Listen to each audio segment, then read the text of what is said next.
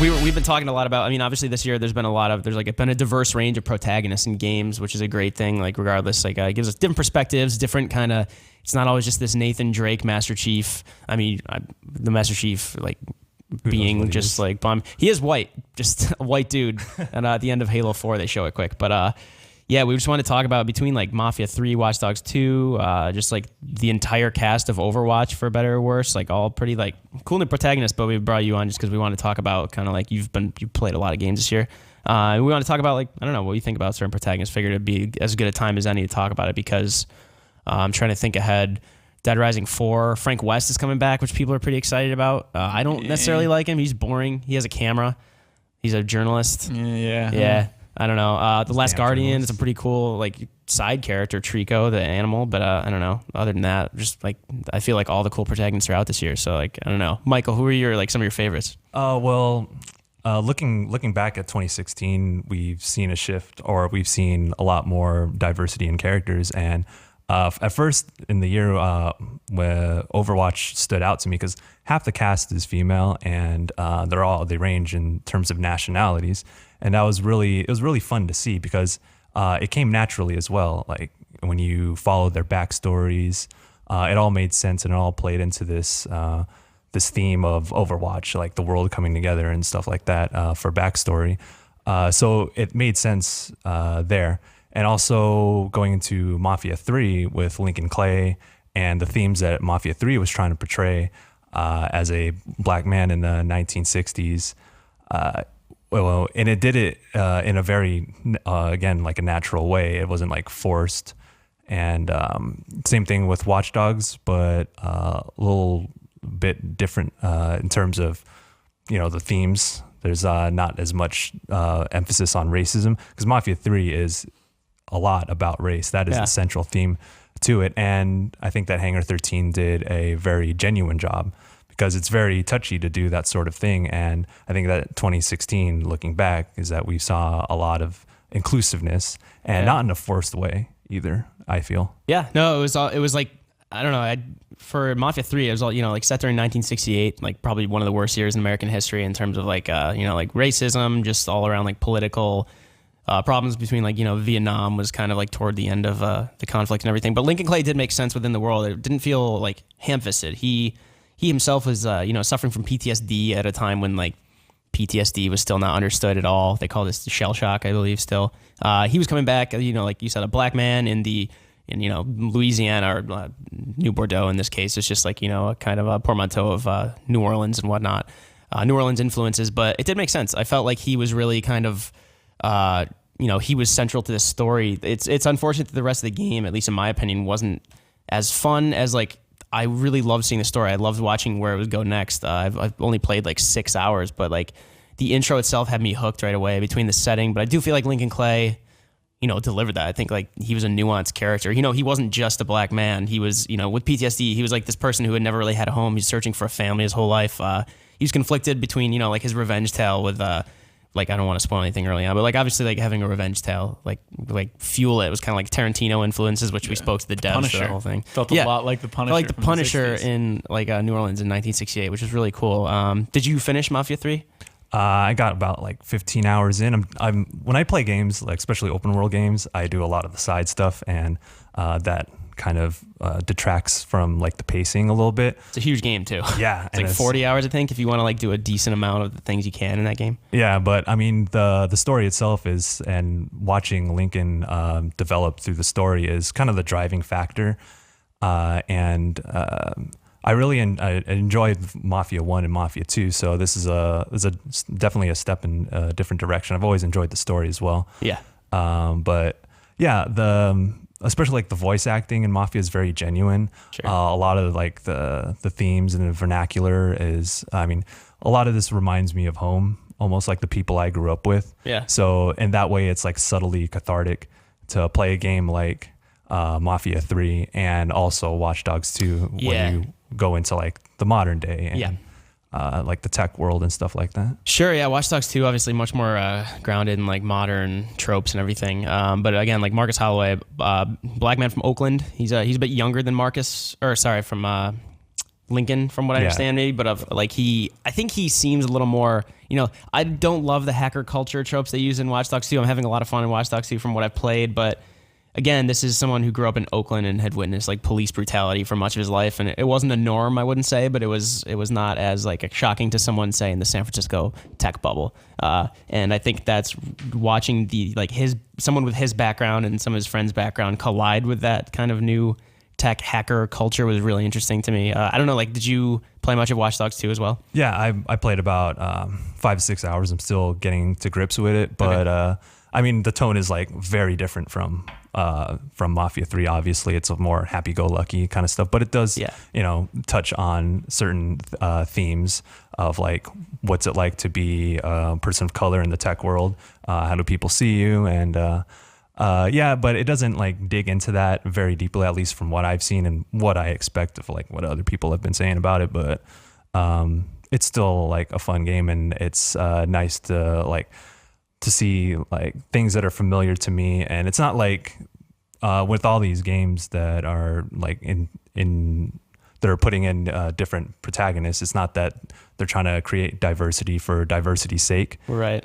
It makes sense in the context of the world. Right. And I think that, as silly as Watch Dogs 2 is, I think it still does a pretty good job of, making sense in the context of the game story. Yeah. Same with Mafia 3, and also Overwatch, as we mentioned. And also, I also want to like talk about Quadrilateral Cowboy. Quadrilateral Cowboy, yeah. Obscure indie game about, the theme is like 1980s hacker culture. Yeah. And it features an all-female cast. But it's made by Blendo Games, so they have like this paper arts style, like blockheads and stuff. Right. If you're familiar with 30 Flights of Loving, It looks kind of like jazz punk, if I'm not mistaken. yeah, it's very similar to that. Job Simulator almost, that kind of like that art direction. Yeah, it has that type of art style, and I love that kind of stuff. But Sure. the way it tells the story is very subtle. There's no voice acting. It's all about the context clues, and it's like three females that are who are hackers, and it's kind of this tale of friendship and doing really weird heists in like a 1980s cyberpunk thing. And I think that all the subtle details in that game are really what made it special, because the story wasn't told to you. You have to find the story for yourself. And I thought that it was a nice touch. It was a nice change of pace as well as like the open world games where you walk through the story, where in this sense, you, like I mentioned, you find it for yourself. So, did you like the characters in Quadrilateral Cowboy, aside from the fact that like the way the story was told? Yeah, I think that you kind of like see pictures throughout the story. You see pictures of like their history with each other, and you kind of like tell yourself the story. And I really liked it in that sense. And there's also the different gameplay elements for each. Like there's a point where you can swap between all the characters and their different abilities towards the end of the game. And I think that also played into how each character fits like their role in this heist kind of theme and hacking stuff like that. Yeah, Quadrilateral Cowboy, I never played much, but I know like it didn't come out of nowhere, but a lot of people were all of a sudden saying you should play this game. I still haven't, unfortunately, but it's a little strange. It's there's a little bit of a barrier to entry in terms of like understanding like what am I supposed to do in this game, but sure. I think it's fairly short and it's fairly cheap as well. Cool. So I think that like, it's a nice change of pace. Cool. Yeah, I didn't want to touch back on Overwatch, maybe like because we were talking about it earlier in the show. I've been playing it a lot. I actually wrote like an editorial when Ana was released. I think Ana herself was a really good microcosm of why I love that cast. How often do you see like this badass mother figure? And like the reason I love that game's storytelling is, again, because you just said with Quadrilateral Cowboy. Damn, that's a mouthful. I keep stumbling on it every time. It's tough, man. I love that Ana's abilities kind of and the fact that she's a mother are kind of intertwined. Like her abilities are very much she's watching over her whole team. Obviously, if she's Farah's mother, you think Farah thought she was dead for a while, if I'm not mistaken, with the backstory, the lore. But she's healing people, she's putting people to sleep. It's not a very lethal thing. She's just saying like chill out, seriously, relax for a little bit. Justice needs to take a nap, right? Yeah, Justice needs to take a nap. She says if she does it to Farah during Farah's ult, I think, which is great. But there's so many of these little nuances hidden, and the fact that she's just kind of don't know. She's coming back out of hiding because she feels this protection, and I really like that. Like, I don't know. My friend was saying like he was playing the game, and then she was like, his mom had asked something about it, and then like, I mean, how often do you see this like badass mom character in a game? Like, I'm searching my brain right now. I can't figure it out on the spot, but she just was like, she was like the best example for why I love this cast. I mean, you have a fucking cowboy with a revolver. You have a scientifically inclined ape prancing around. You have, I don't know, like this jump jet equipped rocket launcher Egyptian security guard. It's a colorful cast as it is, just like looking at like the art style and everything, and you can immediately recognize a character from far away and like know what they might do against you in the gameplay. But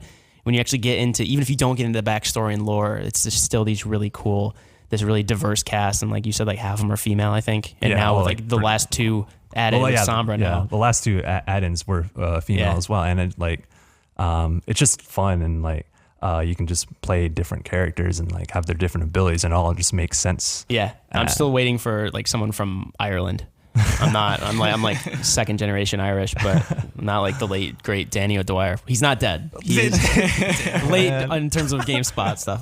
Danny O'Dwyer is very much alive and very well right now. That's my boy. He might be watching. I have no idea.